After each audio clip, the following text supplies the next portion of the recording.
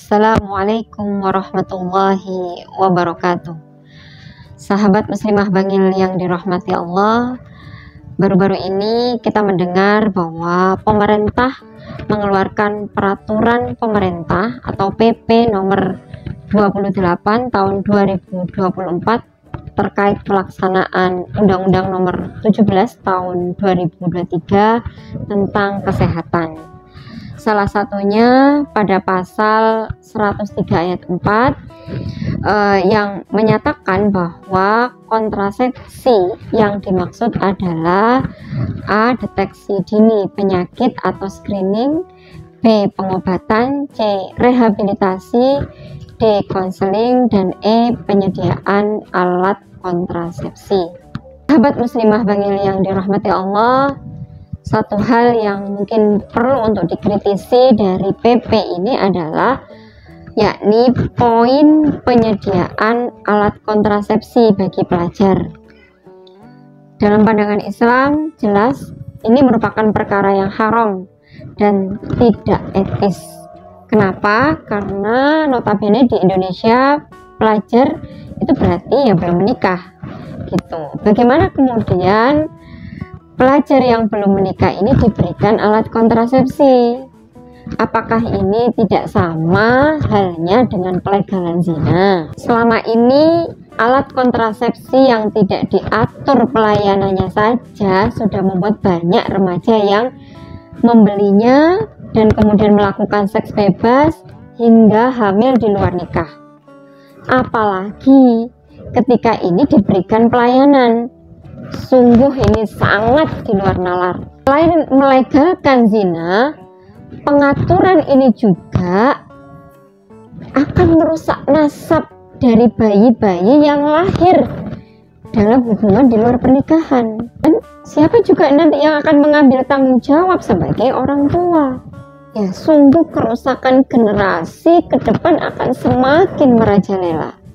Kalau kemudian kita pahami, pengaturan ini tak lain semakin mengokohkan kebebasan berperilaku yang jelas-jelas bertentangan dengan Islam dan sangat sekuler, yakni memisahkan agama dengan kehidupan di tubuh generasi.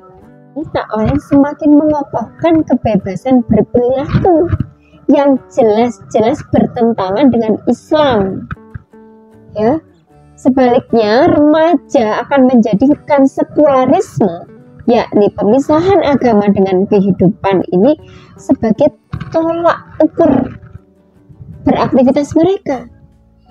Generasi akan semakin jauh dari pemikiran Islam, ya, dan yang ada adalah mereka akan menjadikan Barat dengan kebebasan dan sekularisasinya ini sebagai pandangan hidup mereka. Astagfirullah. Ya, padahal apabila kita kembali kepada pengaturan Islam, jelas kita dapati bahwa zina adalah perbuatan haram. Bahkan mendekati saja termasuk perkara haram. Sebagaimana yang disampaikan Allah dalam surat Al-Isra ayat 32. A'udzu billahi minasyaitonir rajim.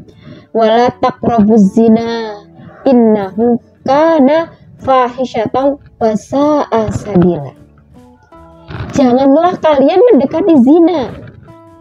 Sesungguhnya zina adalah suatu perbuatan yang keji dan sesuatu jalan yang buruk. Islam dengan sistemnya yang sempurna dan paripurna memberikan solusi agar menjauhi zina dan terhindar dari perzinahan. Yang pertama, melalui sistem pendidikan yang berbasis akidah Islam, setiap pelajar akan ditanamkan pemahaman Islam di setiap jenjang pendidikannya, sehingga melahirkan generasi yang berpola pikir dan berpola sikap Islami. Aktivitasnya akan senantiasa disibukkan dengan ketaatan dan ketakwaan. Yang kedua, pembiayaan sistem pendidikan yang gratis dan pelayanan yang terbaik membuat pelajar akan sibuk dengan aktivitas belajar dan mengasah potensi diri. Buru-buru berpikir untuk melakukan perzinahan atau mungkin sekedar pacaran. Itu akan sangat mengganggu waktu belajar mereka. Pelajar tidak akan dibingungkan dengan mahalnya pembiayaan hingga terpikir untuk putus sekolah misalnya, atau mencari kesibukan di luar pendidikan dan sekolah. Pelaksanaan sistem Islam ini terbukti ya pada zaman ketika Islam diterapkan secara sempurna dalam kehidupan, lahir para pemuda muslim yang luar biasa di masanya. Seperti misalnya Zaid bin Sabit, pemuda yang cerdas di masa Rasulullah yang berhasil mempelajari dan menguasai bahasa Ibrani dalam waktu 15 hari dan bahasa Suryani selama 17 hari.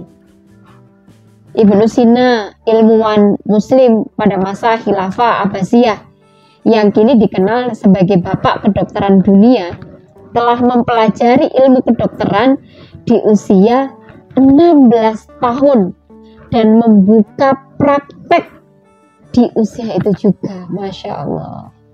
Muhammad Al-Fatih pada usia 21 tahun, Muhammad Al-Fatih berhasil menaklukkan Konstantinopel, dan masih banyak lagi pemuda hebat yang lahir di masa Islam kala itu.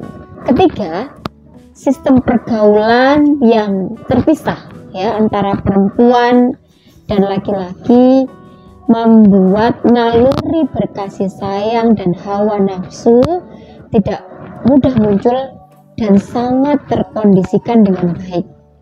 Apalagi seseorang telah siap menikah, maka Islam tidak akan mempersulit, bahkan memberikan kemudahan, sehingga pemenuhan naluri berkasih sayang ini akan tersalurkan dengan sangat baik dan dengan cara yang halal. Wallahu a'lam bishawab. Wassalamualaikum warahmatullahi wabarakatuh.